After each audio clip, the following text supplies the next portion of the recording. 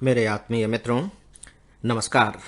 Friends, फिलहाल गौतम बुद्ध के 8 मार्गों के तहत हम लोग सम्यक आजीविका यानी कि जो बिल्कुल राइट लिवलीहुड होती है, गौतम बुद्ध की दृष्टि में हो सकता है, उसके बारे में बातें कर रहे थे। कल मैंने इसकी शुरुआत की थी, लेकिन आप सबसे बातचीत करते करते मुझे ऐसा एहसास हुआ कि इस विषय पर थोड़े व्यापक रूप में बात की जानी चाहिए, क्योंकि यह एक ऐसा विषय है जो हम सबके जीवन से बहुत ही व्यावहारिक रूप से सीधे सीधे जुड़ा हुआ है, क्योंकि हम सब कुछ न कुछ कर ही रहे होते हैं। ये बात अलग है कि पहले हम आजीविका के लिए कर रहे होते हैं ताकि हमें आजीविका के लिए कुछ काम मिल सके, और फिर एक समय ऐसा आता है जबकि हमें वह काम मिल जाता है और उससे फिर हम अपनी आजीविका चलाने लगते हैं, भरण पोषण करने लगते हैं। इसके बारे में कुछ बहुत ही जो मूलभूत बातें थी वो मैंने कल की थी। आज कुछ और बातें मैं आप सबसे करना चाहूंगा। देखिए, हम जितनी भी बातें अभी फिलहाल गौतम बुद्ध के संदर्भ में कर रहे हैं, मैं अपनी ओर से ये बात कह रहा हूं, उसके केंद्र में यही बात है कि कैसे हम दुख से बच सकें। हालांकि लोग कहते हैं कि गौतम बुद्ध ने कहा कि जीवन दुखमय है। इस तरह का सीधा सीधा वाक्य तो मुझे पढ़ने को कहीं नहीं मिला है, लेकिन ये जरूर है कि गौतम बुद्ध ने ये बात बहुत ही प्रोमिनेंटली एक्सेप्ट किया है कि जीवन में दुख है। जीवन दुखमय है और जीवन में दुख है, दोनों में बहुत फर्क है। दुख में कहने का मतलब तो ये हो जाता है कि जीवन में सुख है ही नहीं, केवल दुख दुख दुख और दुख ही है। और दुख भी है कहने का मतलब है कि नहीं, सुख है तो दुख भी है। तो मैं अभी ये मान करके चल रहा हूं कि गौतम बुद्ध ने ये कहा कि जीवन में दुख भी है, यानी कि जीवन के दोनों पहलू हैं, सुख और दुख। और वैसे भी आखिर में गौतम बुद्ध ने उस सुख का अनुभव किया था, जबकि उन्हें दुख की सामान्य सी बातें भी, व्यावहारिक बातें भी समझ में नहीं आती थी।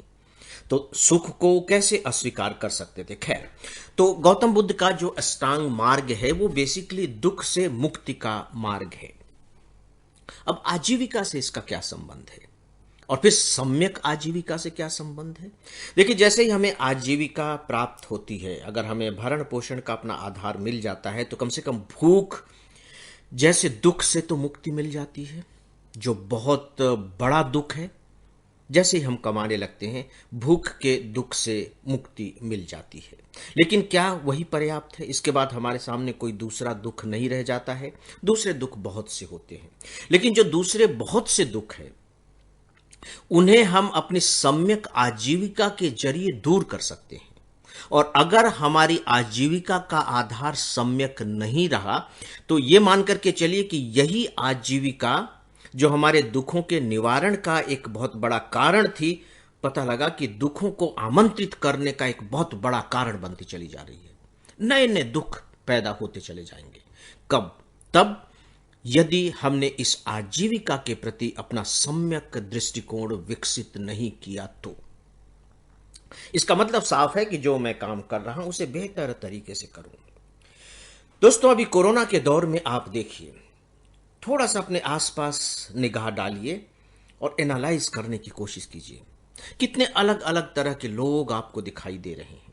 उसमें ऐसे लोग भी हैं जो खासकर इस कोरोना के समय में इससे जुड़ी हुई आजीविका प्राप्त कर रहे हैं, और कुछ लोग ऐसे भी हैं जिनका संबंध आजीविका से नहीं है लेकिन कोरोना में कर रहे हैं। आपको हर तरह के लोग मिलेंगे। आप देखिए कि ऐसे डॉक्टर, ऐसे नर्सेज, ऐसे हेल्थ वर्कर्स हैं जो अपनी जान पर खेल करके लोगों का इलाज कर रहे हैं। कितने कितने दिनों से घर नहीं जा रहे हैं, उनके घर वाले डर रहे हैं, वो रिस्क ले रहे हैं, लेकिन जान पर खेल करके वो इलाज कर रहे हैं।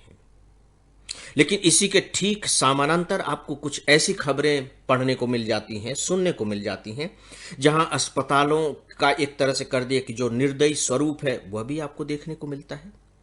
तो वह भी आजीविका के का एक रूप है। तो एक तरफ आपको त्याग और सम्यक आजीविका का रूप देखने को मिल रहा है, या चलिए हम त्याग की बात न भी करें तो बिल्कुल सम्यक आजीविका कि एक डॉक्टर के रूप में, हेल्थ वर्कर के रूप में, नर्सेस के रूप में क्या किया जाना चाहिए। चाहे मेरी मेडिकल की दुकान हो, चाहे फिर मैं, आप यूं कह लीजिए, सफाई कर्मचारी क्यों ना हूं, चाहे मैं पुलिस का अधिकारी क्यों ना हूं, पुलिसकर्मी क्यों ना हूं, चाहे मैं प्रशासन से जुड़ा हुआ क्यों ना हूं, ट्रांसपोर्ट से जुड़ा हुआ क्यों नहीं हूं। आप देखिए कि अलग अलग क्षेत्रों में लोग अलग अलग काम कर रहे हैं। तो बहुत से लोग इस समय की मांग को देखते हुए और अधिक सम्यक हो गए हैं। कौन है ये लोग जो और अधिक सम्यक हो गए हैं? अपनी तरफ से कर रहे हैं। जरूरी नहीं कि वो कुछ करे, लेकिन अपनी तरफ से कर रहे हैं। कोई खाने के पैकेट पहुंचा रहा है, कोई और मदद कर रहा है। दूसरी तरफ ऐसे भी लोग हैं जो दवाइयों की ब्लैक मार्केटिंग कर रहे हैं।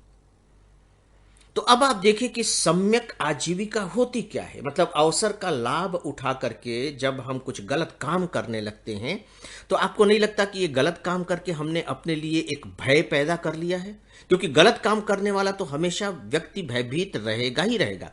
चाहे वो पुलिस का भय हो, चाहे वो समाज का भय हो, चाहे कानून का भय हो, किसी का भी भय हो, चोरी का भय हो, किसी का भी भय हो, भयभीत रहेगा ही रहेगा। क्या आपको लगता है कि जो व्यक्ति भयभीत होगा, जो व्यक्ति भयभीत रहेगा, वो कभी सुखी रह सकता है? दोस्तों, इसीलिए गौतम बुद्ध ने कहा सम्यक आजीविका, ताकि आप भय रहित होकर, बिल्कुल आशंकाओं से रहित होकर अपना जीवन जी सके। क्योंकि आशंका और भय, मुझे लगता है कि दुख और पीड़ा का सबसे बड़ा कारण है। तो दोस्तों, आज बस इतना ही। 2 दिनों के बाद आप सबसे फिर मुलाकात होगी। लेकिन फ्रेंड्स, एक सूचना है, और सूचना ये है कि मेरी पत्नी प्रीति अग्रवाल, डॉक्टर प्रीति अग्रवाल, अभी जो आप सब हैं, प्रिय श्रोता हैं, जो लोग हैं जो जीवन की समस्याओं से जूझ रहे हैं, आपको मालूम है कि वो पहले से ही काफ़ी इसके लिए काउंसलिंग कर रही हैं। आज मैं आप लोगों को उनका नंबर फिर से प्रोवाइड कर रहा हूं। उनका मोबाइल नंबर नोट कर लें, और इस मोबाइल नंबर पर आप शनिवार और रविवार को शाम 6 बजे से 9 बजे के बीच में उनसे अपने जीवन संबंधी समस्याओं के बारे में बात कर सकते हैं। शनिवार रविवार शाम 6 बजे से 9 बजे तक। और उनका मोबाइल नंबर है फ्रेंड्स 9644624449। मैं नंबर रिपीट कर रहा हूं, 9644624449। तो फ्रेंड्स, अब 2 दिनों के बाद आप सबसे फिर मुलाकात होगी। तब आगे और बातें करेंगे। तब तक के लिए आप सब अपना ख्याल रखें। मेरा अभिवादन और शुभकामनाएं स्वीकार करें। नमस्कार।